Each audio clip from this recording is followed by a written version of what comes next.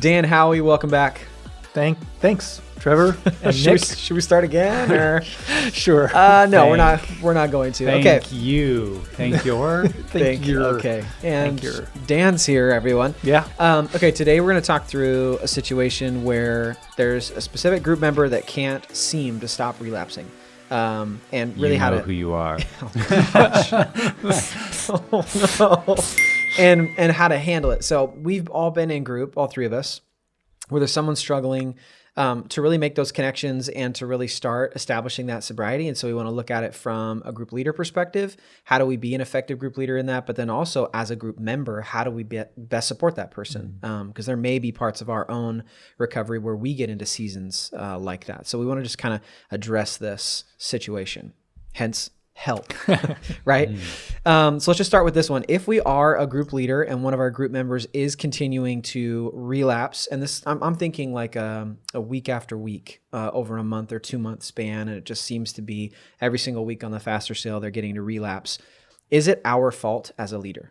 It sure can feel like it. And I think we oftentimes want to take that responsibility on because we are, quote, leading, even though that honestly, we're facilitating. The Holy Spirit does the healing, and we are here to help them in that process. But no, we're not. Our job is to facilitate the healing process, and that group member is ultimately responsible for their own healing. So it's super easy to take responsibility for good or bad. I know I did for quite some time. Really had a little bit of an unhealthy attachment to someone's progress or not progress. So it's almost like a codependency, a little bit like leadership codependency, that I'm only leading well if you're doing good. Yeah.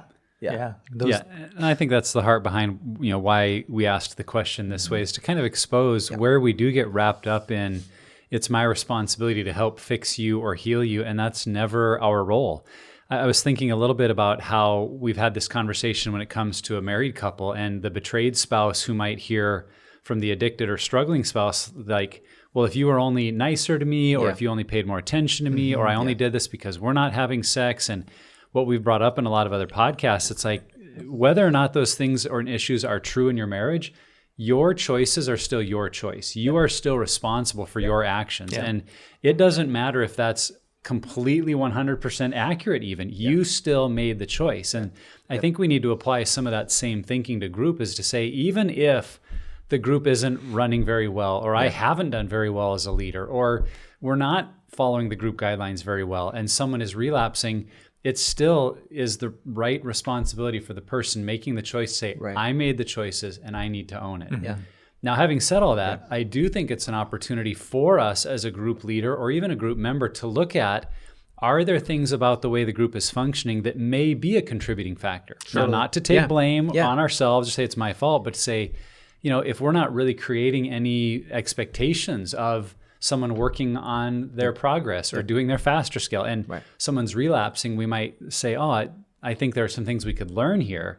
But even as we learn, we want to make sure we're not taking on blame. And I've heard you say it 100 times on the podcast, Trevor, like, we can't care about someone else's healing more than they do. Absolutely. And as a group leader or group member, that is always the case. We're there to focus on ourselves.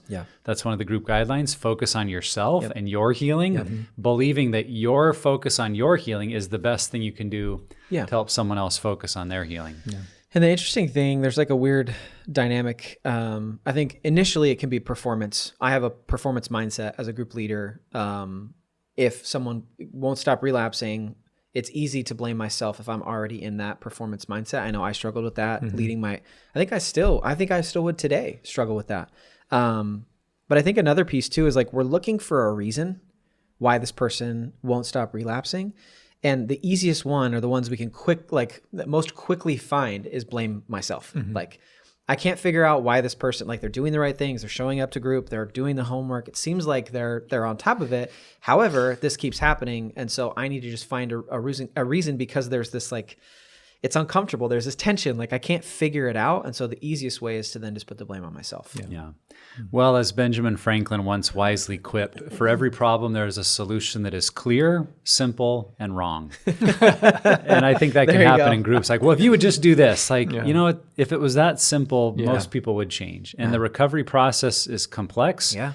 It's not always straightforward. There's steps forward and steps back. And that's what we want to acknowledge in this podcast is to look at how can a relapse from a group member be an opportunity for all of us to learn and grow and perhaps take another step in our own recovery. Right. So Trevor, let's throw this one to you. If, as we've acknowledged, it's not our fault when someone else relapses, what are some of the reasons that group members maybe continue to relapse?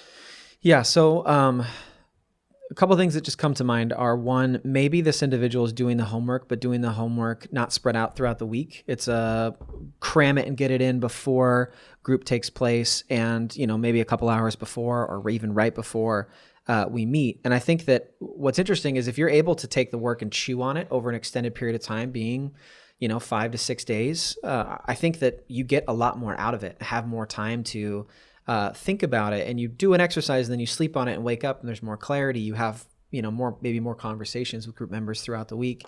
That's one reason. Another reason is maybe it's just not enough. Maybe there's so much trauma or there's so much dysfunction or there's so much that has happened to set this person up that they really need someone professional to walk them through it.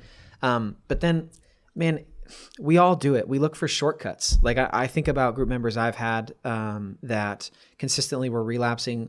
They understood their pattern, like their matrix of addiction. They understood where the pattern began, but they weren't making any changes over there. They were making changes maybe 3 or 4 steps down the line. And it's like, look, if you would just get off your phone or get rid of Instagram or quit perusing YouTube late at night, like maybe you won't relapse. And so I think in some ways there's this hesitancy to actually make the necessary changes. That whole idea of, and you always joke, Nick, about the idea of like, if your iPhone causes you to sin, pluck it out, right?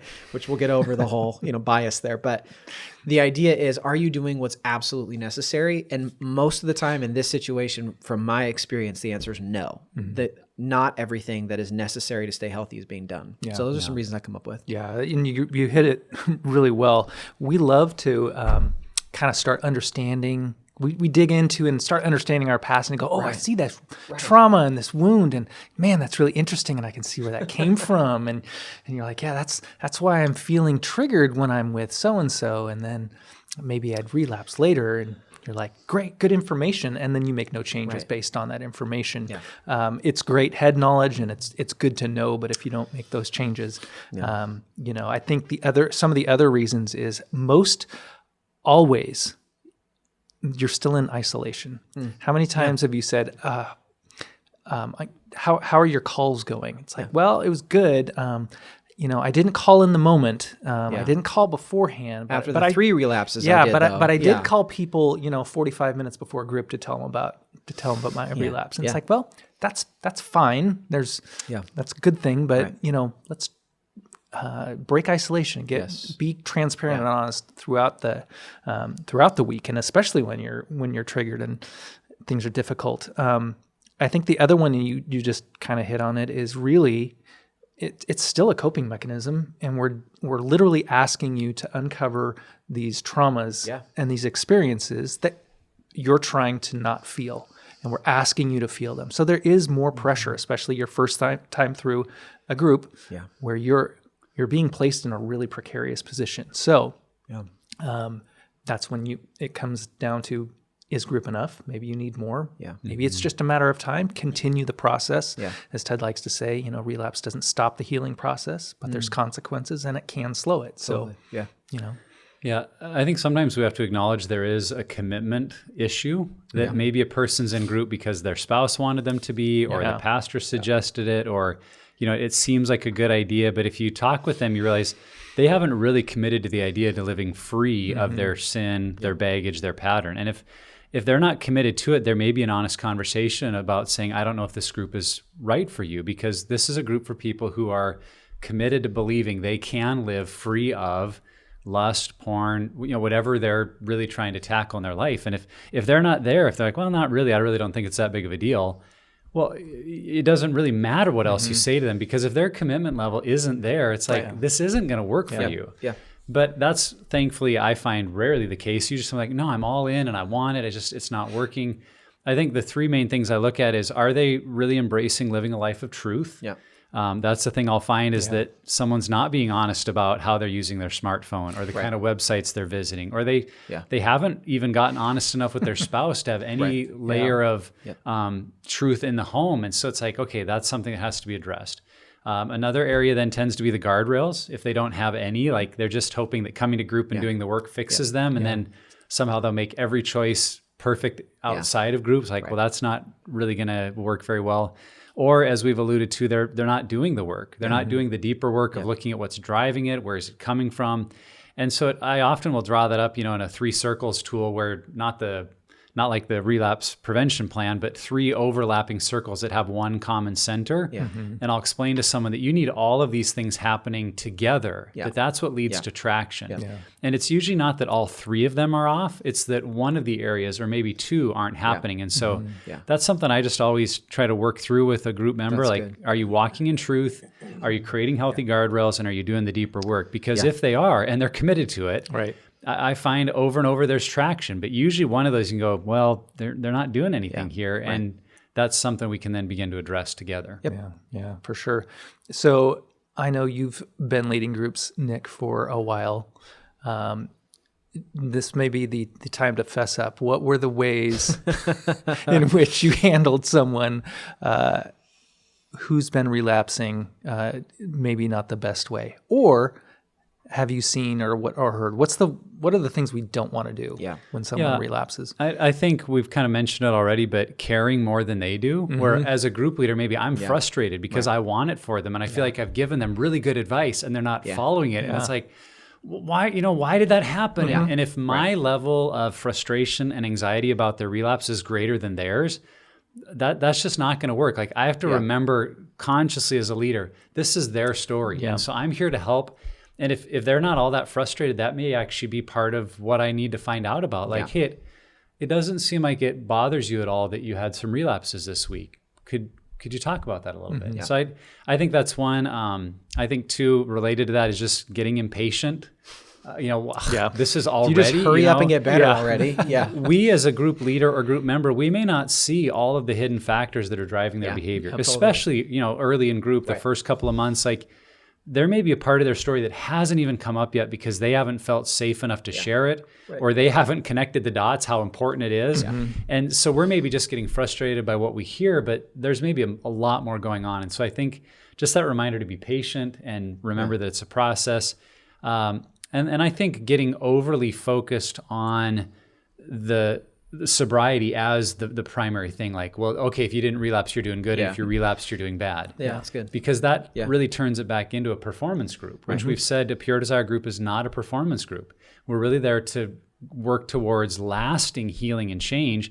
And so that could mean that a person who is still relapsing is actually growing.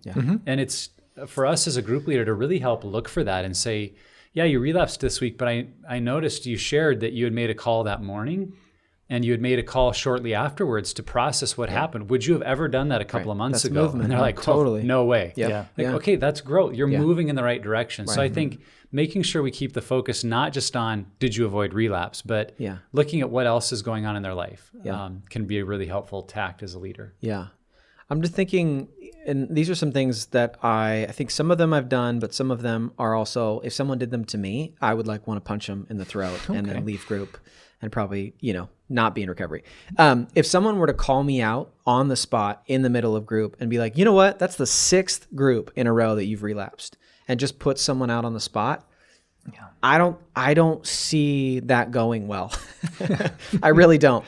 I think that's one, is calling them out. And then kind of tied to that is also making connections for them. And we talk about this all the time, that self-discovery is so important. If you're making connections for someone else, those are connections they're not making and cementing in their own brain. It's just something that's coming externally. And we know that people who walk into these groups get a lot of external information all the time on how to stop, and it doesn't ever work. And so you have to leave that space for sure. But then Another one is, this is the one I do, is advice giving. Like I'm very quick to just be like, hey, have you ever thought about, and then like posing it as like I'm not giving advice, I'm asking a question that's pointed, I think that also sets it up to where I'm then placing myself as the hero in that situation. I'm somehow coming and solving this problem. I know we'll get to it in the next question, but that for me is not allowing the space for a person to figure out what's actually going on. It's me, as you're saying, impatiently rushing the process. Yeah. And you guys both hit it with the, if our only measure for health is how often we don't relapse, we're in the wrong business. We're never gonna we're never gonna have lasting freedom, which is what we're really after, not just behavior modification, but real freedom from what drives us. And then I thought of the first word when I heard this question was, man, shaming is the worst. Yeah. And I was like, that word gets thrown around a lot, and I kind of didn't know what it meant. So I looked it up. I went to, the Googles and looked it up, and it that kind of an interesting definition that I hadn't really thought of. It says it's shaming is communicating that someone is inferior or unworthy of affection or respect because of one's actions, thoughts, circumstances, or experiences. Mm-hmm. So, really, when we come into group, we have, we're exploring all those things, our actions, our circumstances, our thoughts, our experiences, and adding baggage and adding trauma or something like that, a negative experience to that, isn't going to help bring someone forward necessarily. Really exploring the why behind anything we do is always the key. And what I like to say is let's not waste this. What can we learn from this, or what can you learn? We don't learn anything. You learn something. Connected to that is the words that we use after someone shares about a relapse, and do we shame them? I think about what is in a lot of our workbooks that says to not be shocked by the behavior. Mm-hmm. Wow, but try to be shocked by the people. Yeah, that happens. Maybe someone shares about a relapse that includes a kind of pornography that we're not drawn to, or some kind of fetish. And if we respond of like, what? That's so gross, or why would you do that? Like, even if we're just responding out of some of our own shock, what we are communicating is shame. That how could you be into that? What's wrong with you? Mm-hmm. And this may be something as funny as it sounds for a leader, even to practice before group. Like, put yourself in that headspace saying, let's imagine, group member Joe confesses all these things, and it's really stuff outside of my comfort zone. How will my face look? Mm-hmm. What will I say first? And you could even practice going in the mirror. Joe, thank you for sharing that. That had to take a lot of courage to be open and vulnerable with us about some really personal stuff. And I want you to know how proud I am of you. Yeah. And I really believe that honesty is going to help, and we're here to help you. Yeah. And so now I'm affirming, I'm welcoming, I'm accepting. And even as they've maybe shared some shocking stuff, I've kept the focus on who they are and the way that we value them as a group member. Sure. So that is so key, that the words and the way we respond initially make a big difference. And that's an area as a group leader, you may need to even jump in if a group member is doing some of these other no-nos that we've talked about. Like, that's where facilitating the group is your role, to go, well, time out. Before we all try to fix Joe, let's push pause on that. Joe, first we just need to say how proud we are of you sharing all that. So jump in if you need to. And I think everybody in group should practice that, not just a group leader. That's a good practice for everybody. Yeah. Okay, so we kind of got into it a little bit with the other question, but this next one is, what do we do then in this situation? So we know what not to do, but now what are some ways that we can handle this properly? Yeah, ultimately you want to affirm, just like Nick was saying, the fact that you're sharing it to begin with. Yeah. We're not, it's not hidden anymore. We're not hiding it. So, but ultimately you want to go back to, what am I going to learn? What can I learn from this situation? Yeah. And the easiest, most obvious ways are just using the tools that we have. Mm-hmm. We have the crash site analysis, which is a one-page sheet that you can fill out that will help you understand how you got to where you relapsed. Go through your FASTER scales again. What is it that you've been seeing in the past several weeks? What have you missed in the last several weeks? Things like that. We have all sorts of tools, and sometimes they aren't obvious in the moment, but revisiting them or doing something different can really reveal something to get you to that aha moment. Yep. So, and questions, like you said, not giving advice and not even posing my question to masquerade. Right.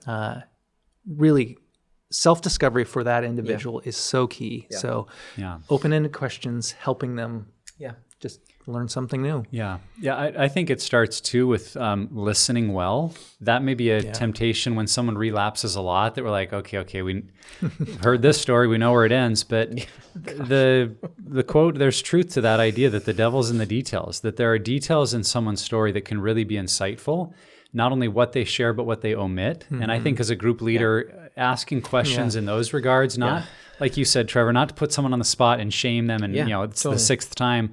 But when someone does share like, and I made this poor choice on the internet and I had kind of a rough night, and then they go on and you're like, time out. Could we just go back to your story a little bit? Appreciate you sharing this. You said you had a rough night.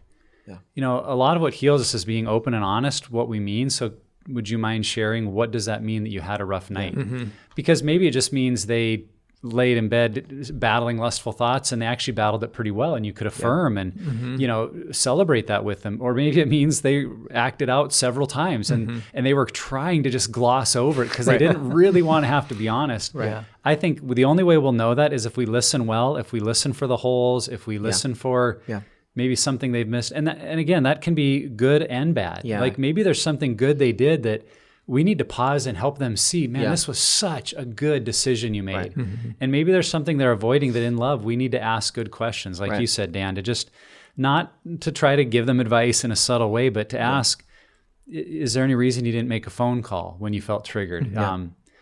Did you use your recovery action plan? Right. Did you pull out your escape plan? Because I remember last week you saying that you had one. Did you use it? Yeah. So within the context of group, asking the questions that empowers them to see, did I use the tools and how could I use them better? So, but all that to say, again, we won't do that very well unless we really listen to their sharing and try to hear what is unique about this situation that we could really maybe help with. Yeah. Mm-hmm. And don't be a detective. I think that, like, for me, I could take, because I 100% agree with that. I think for me, I could take that and twist it into, okay, now I have to be this detective and always be listening to every single word and dissect and put their puzzle of, brokenness together. No, like, pay attention, be a good listener for sure. But also understand that your job is not to correct them, or again, it's also going to be, who is it? Where are they at in their recovery journey? Is it their first group, their sixth group, whatever it may be? Just kind of take those things into consideration. A couple other things, as you guys are saying, the asking questions, the visual I get is like the bumper lanes on a bowling lane in a bowling alley, where your questions, you're trying to get someone, toward making connections, but you have to view them as like real soft touches that just redirect. And for me, I think that that's the visual I've held on to, that's my job in asking questions, because we both are trying to head toward really figuring out what's going on in this person's story. And for me, I can ask questions that either are those soft touches for redirect, or, can be just, throwing them right in the gutter, like whatever. You can run with that illustration. I think another thing to consider, and just think about the way, if you're a group leader or another group member, consider that you also model what it looks like to do recovery for this person. And again, this is something you can always control, is, are you doing the work? Are you making the phone calls? Are you using the tools? Are you being honest in group? And that modeling, in so many ways, the vulnerability and honesty we have in groups unlocks the doors for other people to share. Mm-hmm. And so I think that that's maybe another approach too. Instead of thinking and focusing just on them, also think, how am I modeling? What kind of culture am I creating inside this group, atmosphere, et cetera? Yeah. And this is an area where I think being the group leader, it's so key to use the tools. They're there at your disposal. Right. And so when I've got a group member that's relapsing, particularly when it's number 2 or 3, even if it's been spaced out by a few months, it's always asking the question, well, what was on your relapse prevention plan? Yeah. Did you follow the guardrails, or where did that break down and not work for you? Right. Yeah. Because that's a point of, okay, let's tweak that. Let's change something so that it works for you. Yeah. And then my second question will be, are you following a recovery action plan? Yeah. And if a person in group's like, what plan? Like, okay, well, let's start there. And especially if it's relapse 2 and 3 and 4, their recovery action plan needs to become that lifeline of these consequences are not worth the relapses. Yeah. And they're things I have chosen, not just things that have been put on me, but that I see And this is, again, also where it goes back to the commitment level. If they say, I'm committed to walking and living free of this, then they're saying, I'm willing to do whatever it takes to retrain my brain that the cost of relapse isn't worth the little bit of pleasure I get out of it. And so, again, as a group leader, you don't want to do that for them. You want to direct them to it, though, and say, is your recovery action plan working for you? Right. Because if the consequences are just like, I had to give $50 to a ministry and I had to tell the group and they did it, it's like, I've told people many times, your recovery action plan is actually too easy. Yeah. It doesn't cost you enough. Right. And that's a hard thing for a person to embrace, but if they're really saying, I want to be free, that's where it's at, is in those two tools. So bringing those up is really, really important. Yep. Totally. So if we're not the group leader, maybe some people are listening are like, now I never want to be a group leader because that's too much responsibility. Please still do it. Please still do it. It can be easy as the group member to just like keep our head down and like, okay, just wait till they get through that person and then they can come to me. Yeah. But it seems like, the group members also have a role. So if we're a group member, what is our role if a group member is always relapsing? What can we do as a group member? And I think you talked about it earlier, that response, how we respond to someone sharing. And I think that that's really important as someone is being honest about their relapse. It's like, okay, you don't want to roll your eyes and be like, oh gosh, this is the 6th time. Like, and then we're all like looking down at our books and not paying attention to this person. Like that gives off a vibe for people. And we don't want to do that. Yep. The second one is phone calls. Like you have this one-on-one time with this individual that you're talking about your experiences and where you're at on the faster scale and the homework and all that. Like those check-in times are great times to do just that, check in with this individual, where you can ask maybe some more pointed questions that you wouldn't necessarily ask in group because that might be putting them on the spot. And I'm not saying you need to always do this or even work to make those connections for them, but just like so an example, if someone is like, I'm realizing that my pattern starts with late night scrolling on social media, then if you're paying attention and you're listening in group and in that phone call, you can just ask very casually, not as a pointed way, but just be like, hey, last week, man, you were sharing that you were struggling with late night social media scrolling. How's that going this week? And honestly, it's kind of an open-ended question, and that allows a conversation to move in that direction. And so I think that taking advantage of phone calls is definitely helpful because you can also model in that too, model that honesty and using the tools, doing the homework and all that. But it is a more focused and a safer place to maybe have some more pointed conversations in your phone calls. Yeah. And that's good because we often have to, we want to give the support to those group members in the way they've asked for it. So each week when someone's doing their commitment to change, they're going to say, well, what are the details and how am I going to stay in restoration and what questions can they ask? And if you pay attention to what kind of questions this person generally says, there's a pattern of how they like to engage. And for me, I've found that, there's guys who want to call and be talked to all the time. Yeah. There's other guys who are just like maybe just a little bit less, don't overwhelm me with your quote support because I'm going to run away as fast as I can. So, listen and be respectful and kind of just model what they've asked for. And I think one of the biggest things, and this goes for anybody, your own healing is the most important, was one of the very most important things for helping others. Absolutely. The healthier I get, the better it is for anyone that I'm in a relationship with.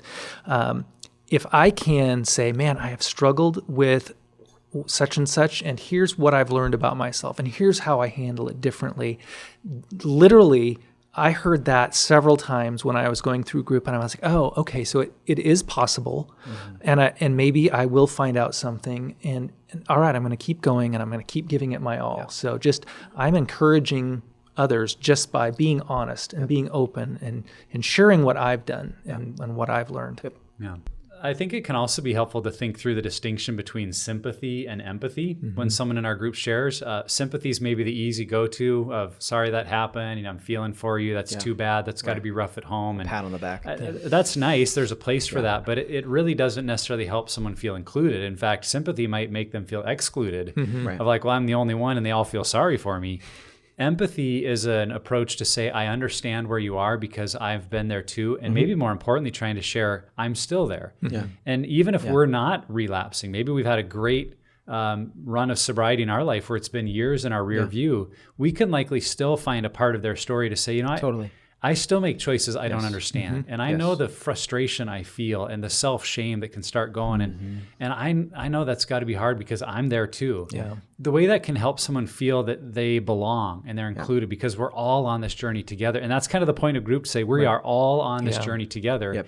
And whether you're relapsing weekly or never in the last 10 years, we all have stuff to work on. And when we can find those common points of empathy, it can help that person who is struggling to feel like I belong here, I matter, which, going back to what you said, Dan, helps them break out of that isolation. Yep, absolutely. Yeah.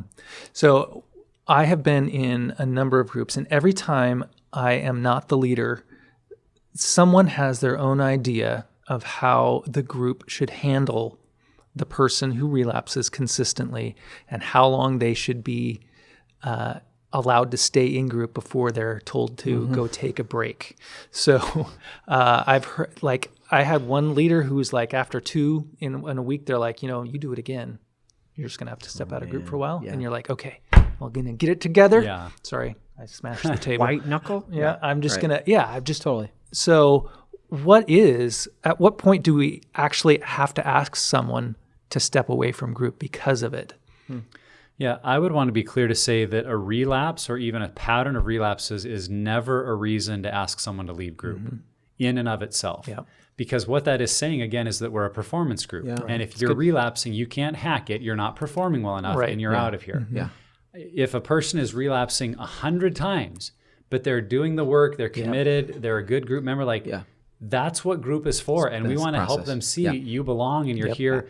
Now, typically, if someone is battling a long series of relapses, it's not just the relapse itself. We'll find they're not doing the work. They're only showing up to half the group. They haven't made a phone call in 6 months.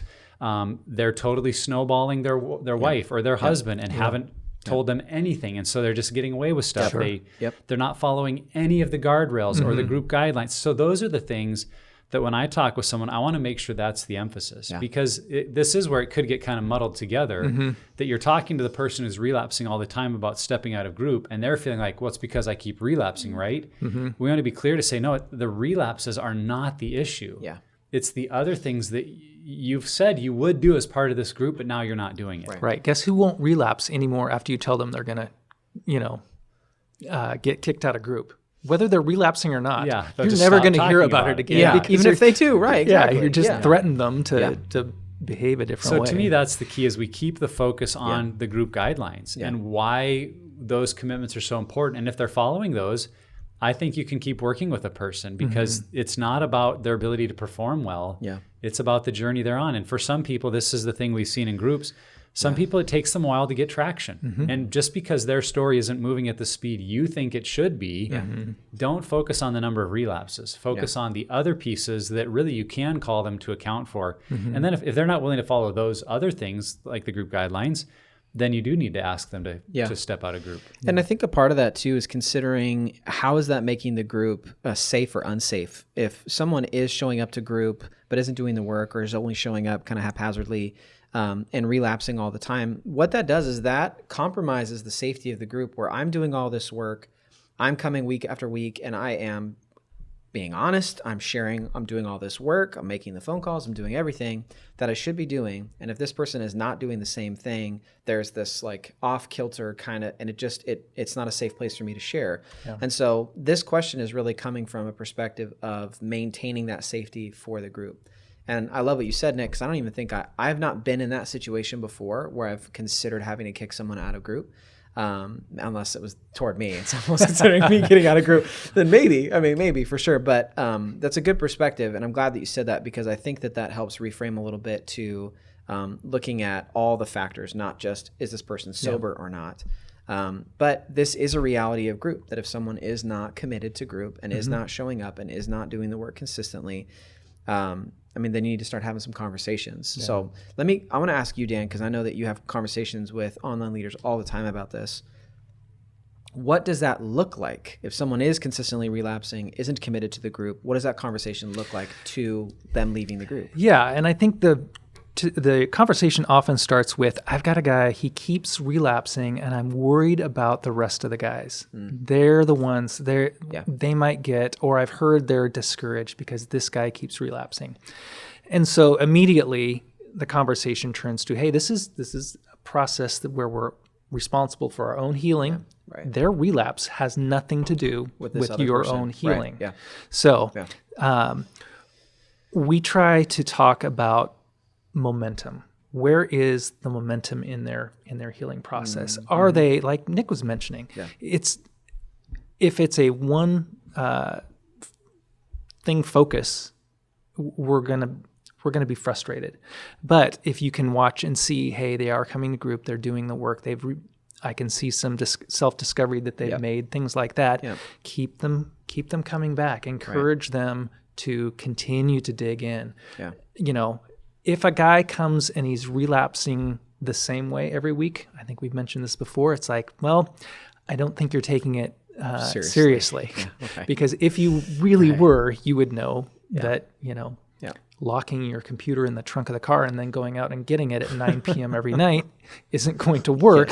There may be something else you have to do. I'm sorry that I'm laughing if that's someone's relapse pattern. It's so easy to get into that mindset where we just live in denial. Exactly. So it makes you feel good in the moment because I'm doing something, and then you immediately go undo that. So I think we want to remember that relapses are the outcome of decisions, not really the source. That's good. And if we focus on the outcome and don't help them address the source, it's not going to accomplish as much. So I think that's the situation, whether I'm a group member or the group leader or just a friend who's concerned, that I come alongside them and not say, why do you keep relapsing? But to look at those areas of commitment and truth and guardrails and the deeper work and ask, how are these things going? And if they self-acknowledge, that's kind of the key in the conversation too. If they self-acknowledge, I have zero guardrails, I'm not doing the work. Now that becomes a focal point of group participation. Like, is this group really right for you? Because that's something we're committing to do. Another tool that is really helpful in those conversations is to turn back to someone with the covenant to contend in the workbook and walk through the commitments that we make at the beginning and say, are you doing these things that we committed together we're going to do? Because usually in those difficult situations, the person can self-acknowledge, no. 4 or 5 of them are like, I'm not doing. And you could say, are you willing to? Because if their heart is in the right place, like, this is a good wake-up call, thank you, I'm committing. That may be, okay, let's see how it goes for the next few weeks. Or that could be, and they're like, I don't really think I can. It's like, hey, great, I love you and care about you, but this group isn't the right place for you right now. All right. So at what point then do we suggest, and I know we have, I believe, we have some documentation on when to refer out, but at what point do we suggest to somebody additional help if relapse is consistently happening? Well, hopefully it doesn't take that to get to the point where we're offering additional help. In my mind, additional help should always be an option and always be encouraged, because we don't want to associate the next level healing with your next level brokenness. No, that's good. You know what, really good. Trevor, you're cool, but Nick, you're going to have to go to some counseling. I really suggest and that would keep other group members from ever even acknowledging they might want it or need it. Exactly. So, I think if someone is truly in a pattern and they really want to overcome or to address it differently, they're going to be open and honestly asking for, well, what else do I do? I don't know. I'm really stuck. Tell me, help me out here. Yeah, that's a really good point that we have said probably 30% of people in group will need additional help, will need counseling to work through their issues. We want to clarify that doesn't mean the 30% who relapse the most. Right. It's not just like a cutoff of the biggest relapsers, because someone who's in a very sporadic relapse pattern of maybe every few months or once or twice every year, they may have just as deep of issues. And I feel like this is a little bit of my story where I wasn't in this huge consistent relapse pattern, but I was very unaware of the deeper things that were driving me. And I'm not sure without the counseling help if I would have been able to see them. And so in a typical group, I think it would have been unusual if they were just focused on relapses for a leader to say, hey, Nick, I think you need counseling help. But it was the mindset that you're bringing up, Dan, that any one of us might benefit from that counseling. And if we're stuck somewhere, seek it out. And so I think there's never a bad time to offer additional help and suggest that it might be useful to someone. Yeah. Rodney Wright's words, healthy people seek help. And seeking help is not a sign of your, I'm going to mess it up, Rodney. I'm sorry. It's not a sign of your weakness. It's a sign of your wisdom. Yeah. And I love that. I've always loved that and think that's so true, that we should actually be like high-fiving and chest bumping. That's a total like, okay, I just definitely gave the masculine version, whatever. Chest bumping is a gender fluid thing, right? Like whatever. Okay, anyways. Stop. I know. It's just... Okay, recentered. So I think that it's something that we should be congratulating people and pushing them and encouraging them that this is a step they're wanting to take, because they're taking it that much more seriously, the recovery that they need. I think it's a huge thing. Yeah, for sure. So guys, this has been a great conversation, hopefully one that's got both group members and group leaders alike thinking about what do we do in these situations. And if someone is listening and they feel like I'm the one that keeps relapsing, I hope you've picked up some tools and ideas of what you could address in your own story, because many of us have been there where we're stuck in a pattern we don't understand and we feel stuck. And so as we wrap up today, any other encouragement for men and women in groups who have group members consistently relapsing? Anything you'd like to say to them today? Yes. Don't make a gender fluid chest bump illustrations on podcasts about it. No, I think, this is something I literally have in my office, and I haven't changed it because it continues to be something that's an encouragement to me. Control what you can control. I think that that's just such an important piece, specifically for people who, and I think it is sympathy. I think it is empathy that you feel for this group member who, man, just is in this pattern and they can't break out. And we've all felt that. Wherever we're at in recovery, we have felt that before, that powerlessness, that hopelessness that sets in. And so I think that controlling what you can control, your own recovery, your own effort, your own willingness to be vulnerable and honest and put the work in, that is, I think, the best encouragement I can give from where I sit is just control what you can control, continue doing the work. Yeah. And that is going to help create the best group member or group leader that you can be if you just continue controlling what you can control. Yep. Yeah. And it is a long journey to get to health, and relapse is a part of it. So it's not unexpected. And I think there's also this tension that I've held, and I hear a lot of people, it's like relapse brings this consequence that I don't want, versus relapse is a tool by which I can grow. And it feels like we tend to fall on one side or the other. I hear men excusing their relapses, saying, "Oh, but look what I learned." Like almost like well, let's go see what else we can learn this week. Yeah. And then others who are just simply focused on this is the consequences to me, my wife, my family are so dire that I don't want to delve into what I can learn. And so they're both true. Everything belongs. Both sides have value, and don't overvalue one or the other. Yep. And again, very long journey. Keep going. You're going to never lack for things that you can discover about yourself. Yeah. I was thinking of the words of Jenna Riemersma, and when she talks about do a U-turn, that if we're the leader and someone's continuing to relapse and we're finding ourselves frustrated, angry, whatever emotions are coming up, doing that U-turn to say, what about their struggle is triggering something in me? Yeah. Is it that I feel ineffective as a leader? Does it make me feel powerless? Does it make me feel unheard? Because those are me issues that I need to work on. If you're continuing to relapse and I'm getting angry, my anger is not your fault. That's just like for the relapser, the relapse is their choice. My anger is my choice. And I need to be able to look and go, why am I having a hard time with this as the leader? And from that, then I can learn and I can grow and I can become a better leader.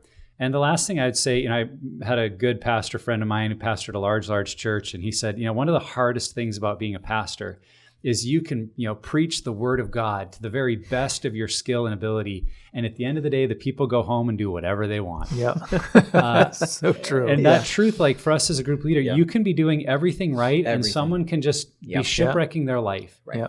And it's kind of that idea. It sounds trite, but I mean it. You can't win them all. Yeah. You can't save everybody. And I think sometimes as a group member and a group leader, we have to remind ourselves, I'm not the one that fixes people. That's the Holy Spirit's work in their life. And someone in our group, they might not make it, and that does not have anything to do with me. Right. Well, and I feel like this process is always honored at some point, even if it may not be in the moment. There's a truth that is being issued into that person's life, and even if it doesn't show up that day, that year, it's there. And when it's important, they're going to be able to come back to it. So it's not fruitless, even though we don't see it sometimes. It's like the New Testament idea that some get to sow and some get to water and some come along and they get to be a part of the harvesting. And maybe in a person's life, we are just planting some seeds and they still have some hard things they need to go through. But down the road, when there is a harvest of freedom in their life, we can be a part of their story. So that's a great perspective, Dan, just to keep in mind of I want to play my role in their life, however God can use me. And if it doesn't lead to that, freedom harvest that I hope for, to just trust that God's still at work in their story. Yeah, absolutely. So this is such a tough situation to be in because you care for these people in group and you don't want relapse to be something that's just a part of their weekly pattern. But there are things that you can do to help create a culture around you. There are ways that you can make groups safer. There are ways that you can encourage this group member. And we just want to encourage you, if you are a group member or a group leader, do not care more about someone else's recovery than they do. You worry about your recovery and you worry about you being a part of a safe culture that allows people to be honest and open and process their story and do the work of recovery. So again, tough situation, but it can be handled well. And I think all of us have seen it handled well. So thanks for the conversation, Dan. Thanks for being here, man. Thanks Appreciate it. for having me. Appreciate it. And wherever you're at on your journey, Pure Desire is here to help create a roadmap for your healing. If you or someone you know is impacted by sexual brokenness, go to puredesire.org and let's start the healing journey today. Don't forget to subscribe to the podcast. Each week we put out new content to help you on the road to freedom from the effects of sexual brokenness. And lastly, never stop being healthy.